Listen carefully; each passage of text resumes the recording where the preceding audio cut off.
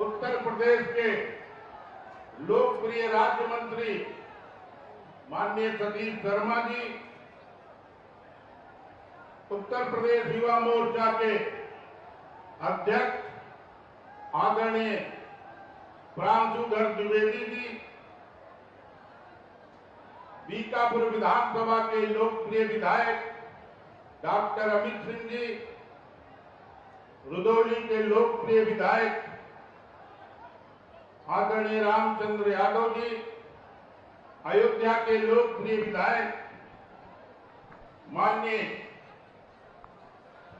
वेद प्रकाश जी गुप्त जी, इस रैली के प्रभारी क्षेत्रीय उपाध्यक्ष आदरणीय जितेंद्र सिंह जी,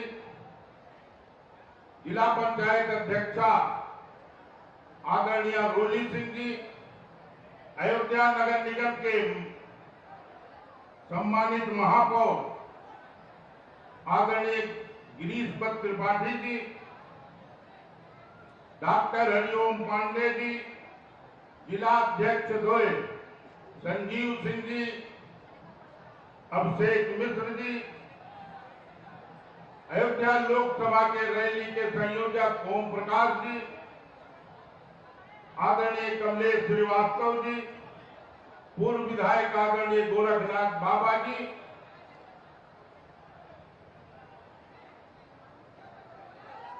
आज का दिन अद्भुत है, ऐतिहासिक है। धर्म नगरी में धर्म की धुरी को धारण करने वाले योगीराज भरत जी की तपोस्थली पर योगीराज भरत का योग ऊर्जा से सिंचित नंदी ग्राम में योगी आदित्यनाथ जी का स्वागत और अभिनंदन।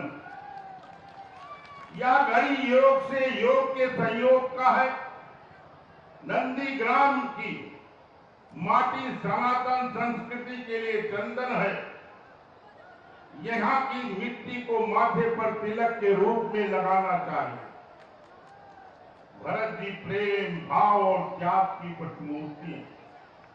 उन्होंने खड़ाऊ के माध्यम से धर्म, ज्ञान, भक्ति, शक्ति और त्याग को नई दिशा देने का काम किया। इन्हीं गुणों के जरिए राम के राजा बनने के पूर्व ही राम राज्य की नींव भरत जी ने रखी। भरत कुंड योग की भूमि है और उस योग की भूमि पर उत्तर प्रदेश के मुख्यमंत्री पूज्य योगी आदित्यनाथ जी का आगमन हुआ। हम सबको विश्वास है कि मुख्यमंत्री बनने के बाद इस क्षेत्र के तमाम लोगों की अपेक्षाएं थी कि भरत जी की तपोस्थली का विकास तपस्या स्थली के रूप में हो। 5 साल पहले से यहाँ का डीपीआर बना हुआ है। हम सब चाहते हैं कि दाहिने तरफ की सड़क और बाएं तरफ की सड़क के बीच में बहुत सारी जमीनें पर्यटन की है, बहुत थोड़ी सी जमीन किसानों की है।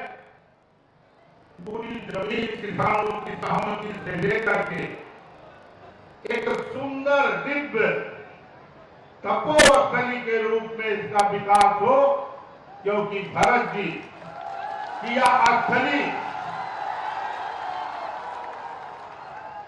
भरत जी की यह स्थली त्याग और समर्पण का संदेश देती है। संस्कार केंद्र के रूप में इसको विकसित करने का काम हो। विश्वास है कि पूज्य योगी आदित्यनाथ जी इस तपोस्थली को उसी रूप में विकसित करने की कृपा करें। 84 कोसी, 14 कोसी, 5 कोसी परिक्रमा पूज्य योगी आदित्यनाथ और भारत सरकार के प्रयास से माननीय मोदी जी के मार्गदर्शन में जहां स्वीकृति हो गई, काम भी प्रारंभ हो गया, वहीं पर इस भरत जी की पंचकोशी परिक्रमा भी अगर आपके आशीर्वाद से, कृपा से स्वीकृत हो जाएगा तो इस परिक्रमा को करने वालों को सुविधा मिल जाएगी। आज के इस अवसर पर हम यहां पर उपस्थित सभी राम भक्तों को इस गरीब कल्याण सेवा सुशासन के कार्यक्रम में उपस्थित अपने सभी भाइयों बहनों को धन्यवाद देते हुए और आप सबकी तरफ से, पूरे अयोध्या वासियों की तरफ से स्वागत और सम्मान करते हुए अपनी बात को इसके साथ कि रेल मंत्रालय ने भी भरत कुंड को 16 करोड़ रुपया इस रेलवे स्टेशन को सुंदर बनाने के लिए और सूर्य कुंड को 20 करोड़ रुपया स्टेशन को सुंदर बनाने के लिए दिया है। भविष्य में सूर्य कुंड से और भरत कुंड से ट्रेनें यहीं से जाएंगी, यहीं आएंगी, क्योंकि जब अयोध्या का प्रभु श्री राम जिस प्रकार से माननीय मोदी जी के मार्गदर्शन में, योगी जी के प्रयास से विकास हो रहा है, तो बहुत सारी ट्रेनों को इन स्टेशनों से चलाना पड़ेगा। इसलिए पूज्य योगी आदित्यनाथ जी का धन्यवाद देते हुए और उनके श्री चरणों में नमन करते हुए और अयोध्या भरत जी की तपोस्थली जो तपस्या स्थली के रूप में, संस्कार केंद्र के रूप में विकसित हो, इसके लिए आग्रह करते हुए अपनी बात को समाप्त करते हैं। भारत माता की, भारत माता की जय श्री राम, जय जय श्री राम।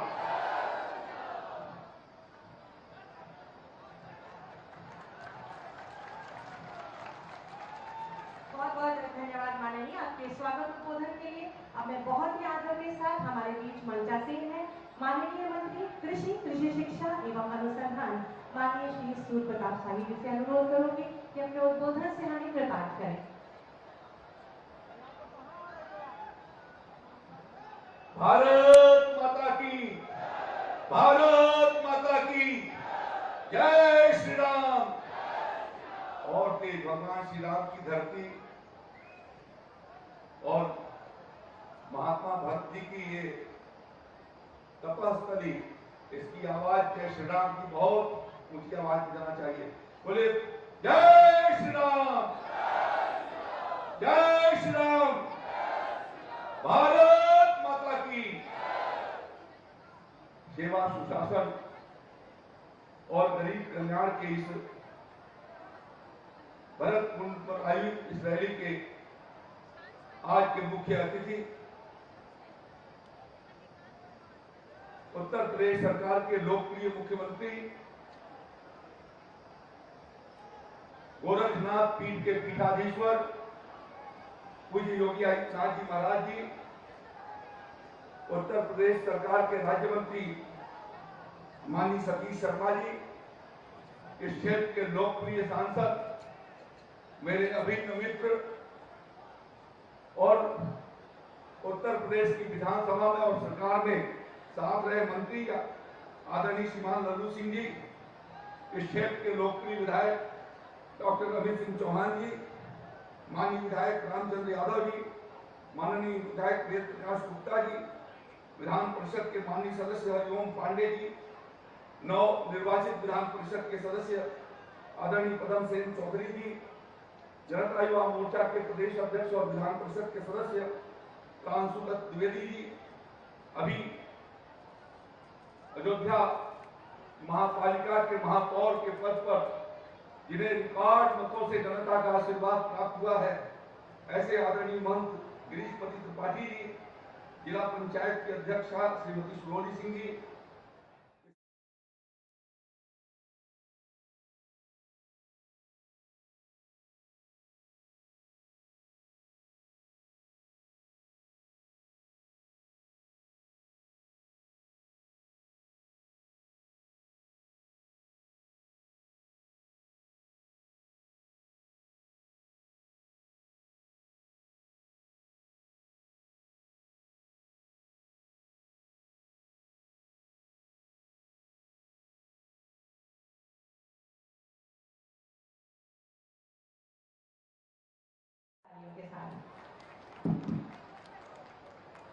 भारत माता की, भारत माता की, भारत माता की।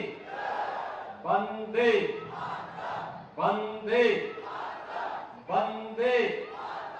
जय श्री राम, जय जय श्री राम। प्रधानमंत्री मोदी जी के 9 वर्ष के सफलतम कार्यकाल के अवसर पर अयोध्या लोकसभा सीट से विभिन्न परियोजनाओं से जुड़े हुए कार्यक्रमों के समारोह में प्रदेश सरकार में मेरे सहयोगी मंत्री, जनपद के प्रभारी मंत्री श्री सूर्य प्रताप शाही जी,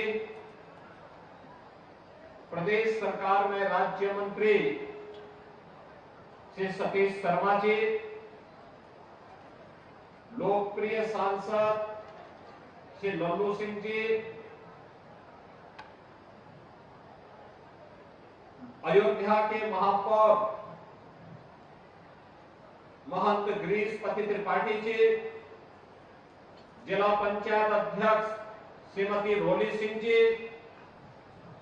मान्य विधायकगण श्री वेद प्रकाश गुप्ता जी, श्री रामचंद्र यादव जी, डॉक्टर अमित सिंह चौहान जी, विधान परिषद सदस्य श्री हरिओम पांडे जी, प्रांशुदत्त द्विवेदी जी, पदम सेन चौधरी जी, भारतीय जनता पार्टी के जिला के अध्यक्ष श्री संजीव सिंह जी, अभिषेक मिश्र जी,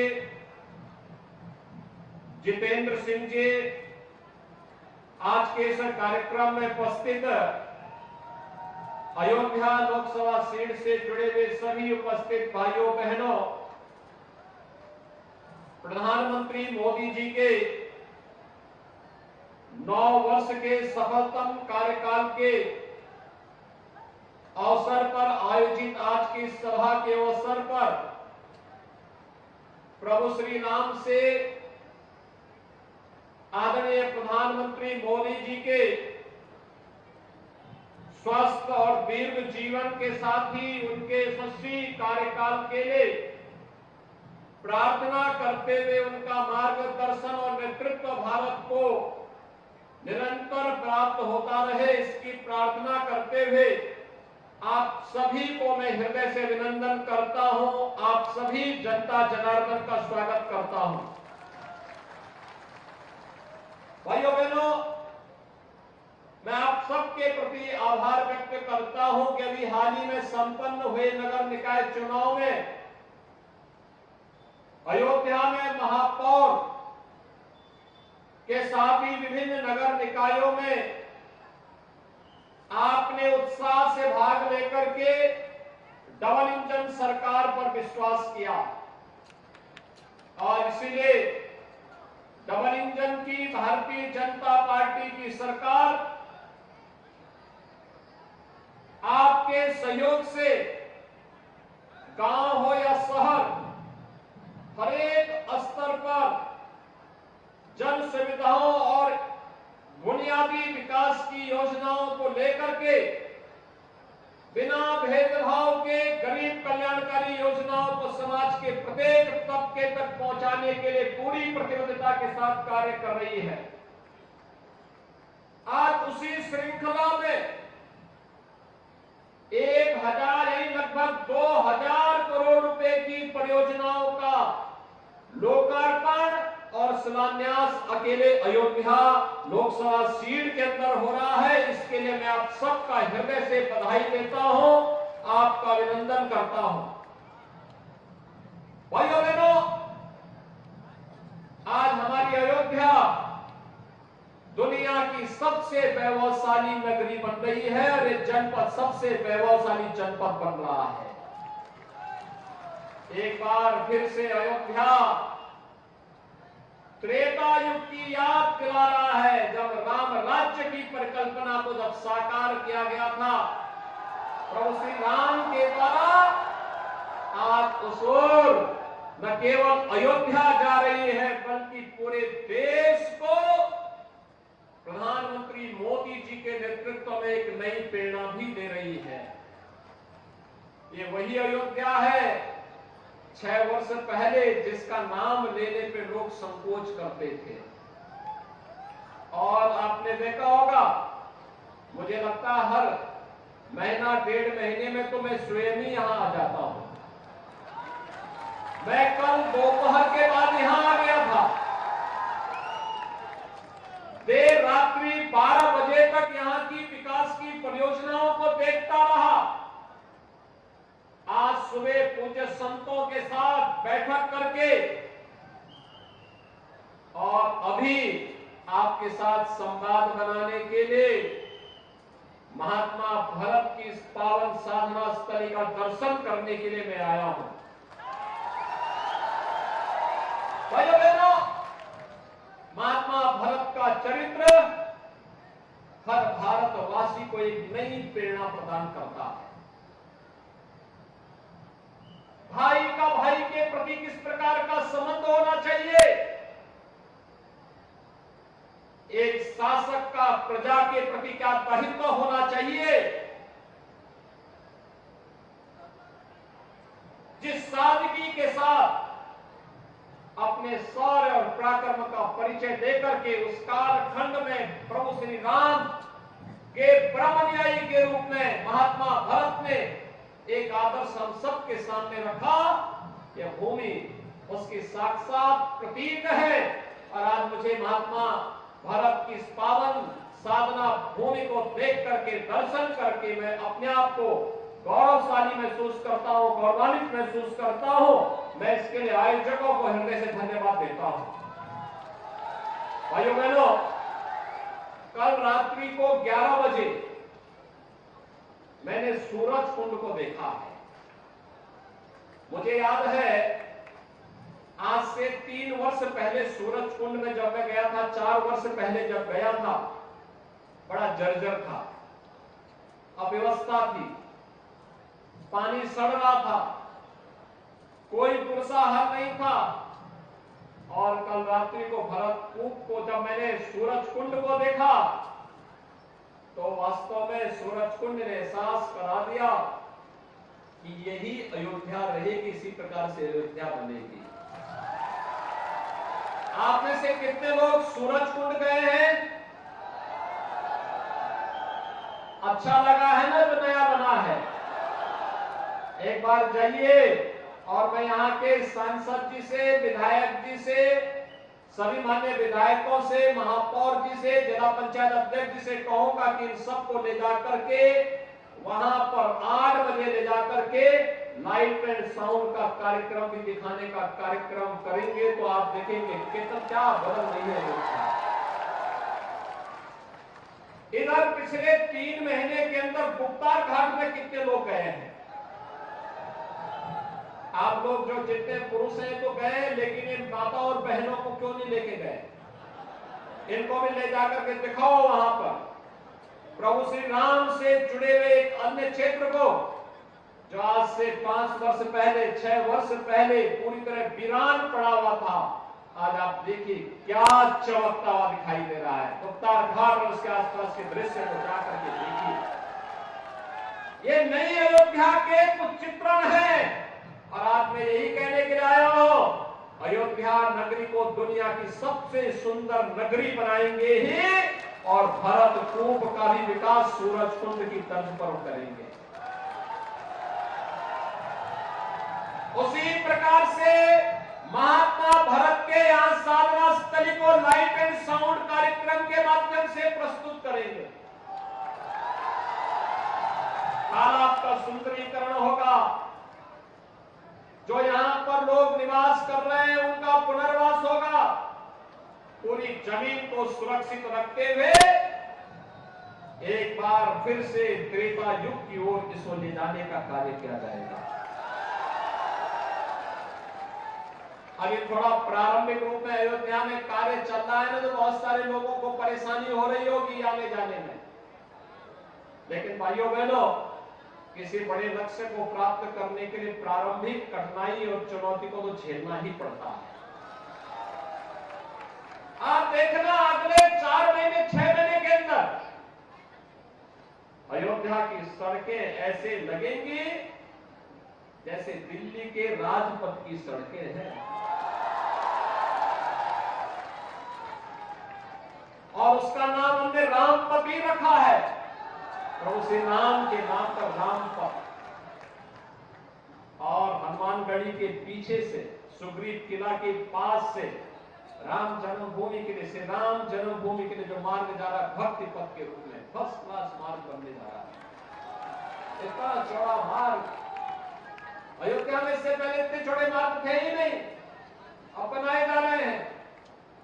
और भाइयों बहनों, अगर अयोध्या के इन सभी कार्यों को पंचकोसी, 14 कोसी, 84 कोसी, एक नया बाईपास, रिंग रोड, अन्य सभी कार्यों को देखेंगे, फ्लाईओवर बन रहे हैं, नए नए तरीके से घाटों का निर्माण हो रहा है, चिकित्सालयों का निर्माण हो रहा है, शिक्षा के केंद्रों के विकास के कार्यक्रम को आगे बढ़ाया जा रहा है। इन सभी कार्यों को हम देखेंगे तो आज के दिन पर अकेले अयोध्या के अंदर 32,000 करोड़ रुपए की परियोजनाओं के कार्य प्रारंभ हो रहे हैं। 32,000 करोड़ रुपए की।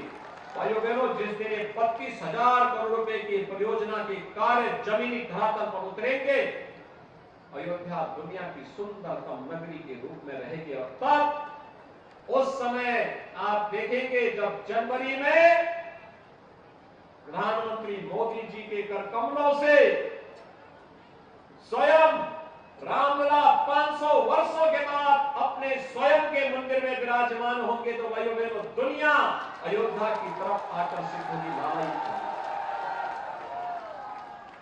अयोध्या में मुख्य रेलवे स्टेशन का विकास हो रहा है। सूरजकुंड और भरतकुंड में भी रेलवे विकास के कार्य प्रारंभ हो रहे हैं। और इंटरनेशनल एयरपोर्ट इसी वर्ष बनकर के तैयार हो जाएगा। इतना बड़ा एयरपोर्ट बन रहा है कि एक समय में एक विमान उतरा और तुरंत दूसरी तरफ आया, अगला विमान फिर 2 मिनट में दूसरा विमान वहां आ जाएगा। इतना अवसर अयोध्या के लिए आने जा रहा है, इतने अवसर आने जा रहे हैं कि जो अयोध्या में आया होगा वो पछताता होगा। जिसने अयोध्या में जन्म नहीं लिया होगा वो भी प्रार्थना कर रहा होगा कि मुझे भी अयोध्या में जन्म लेने का सौभाग्य प्राप्त होता तो मैं भी सौभाग्यशाली होता। भाइयों बहनों, राम के बगैर हमारा जीवन अधूरा माना जाता है।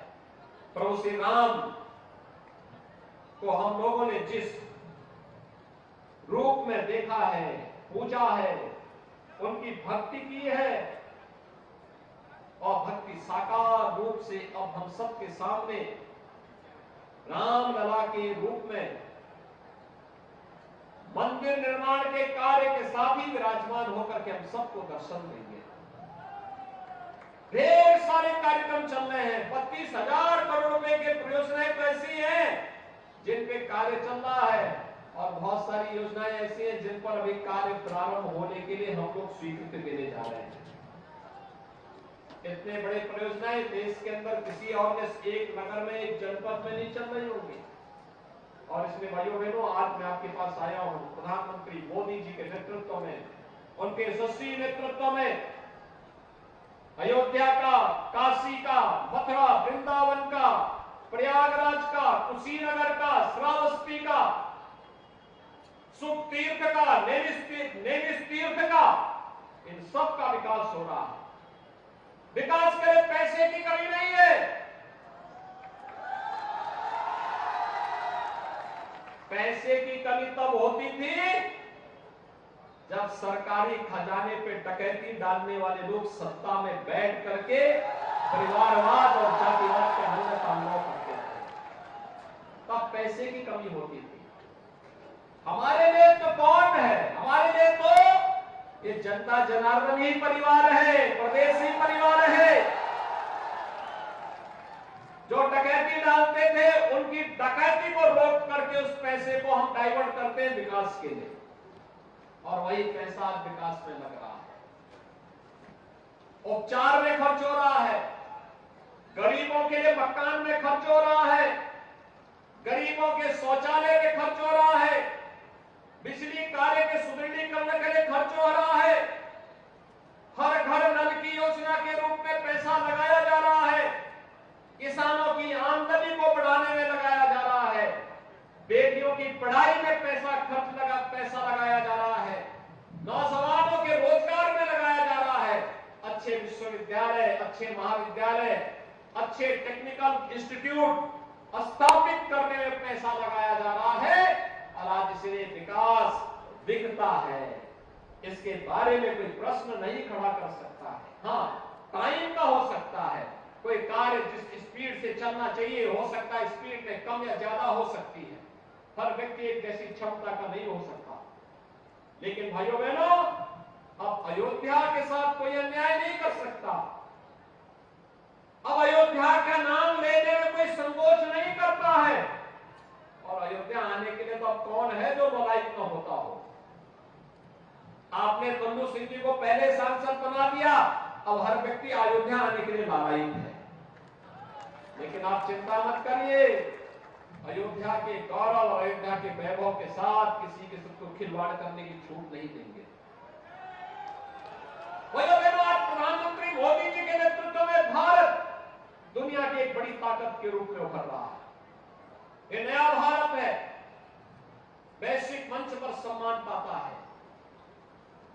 देश अब अपनी आजादी का 75 वर्ष पूरा कर रहा है। आपने देखा होगा 75 वर्ष पूर्ण होने पर दुनिया के 20 बड़े देशों के समूह की अध्यक्षता भारत को G20 के अध्यक्षता के रूप में भारत को मिली।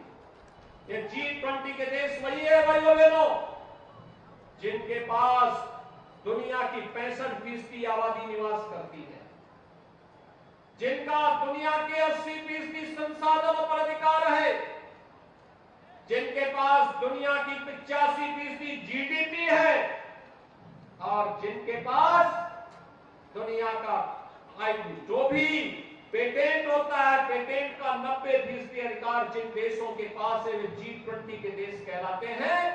भारत वर्तमान में अपनी आजादी के अमृत महोत्सव वर्ष में G20 समूह देशों का की अध्यक्षता प्रधानमंत्री मोदी जी के नेतृत्व में कर रहा है। जो ब्रिटेन भारत को लगभग 200 वर्षों तक गुलाम बनाया था, आजादी के अमृत महोत्सव वर्ष में उस ब्रिटेन को पछाड़ करके भारत दुनिया की 5वीं बड़ी अर्थव्यवस्था बना है। और भाइयों बहनों, प्रधानमंत्री मोदी जी का ये यशस्वी नेतृत्व, इसी प्रकार से जनता जनार्दन का आशीर्वाद मिलता रहेगा तो आप देखना अगले 4-5 वर्षों के अंदर भारत दुनिया की 3री बड़ी अर्थव्यवस्था बनेगा। अर्थव्यवस्था की मजबूती का मतलब प्रति व्यक्ति आय में वृद्धि, हर गरीब को बिना भेदभाव के शासन की योजना का लाभ मिलना, कनेक्टिविटी बेहतर होना। पहले अयोध्या के लिए न ट्रेन थी और न सड़क ही आ पाती थी।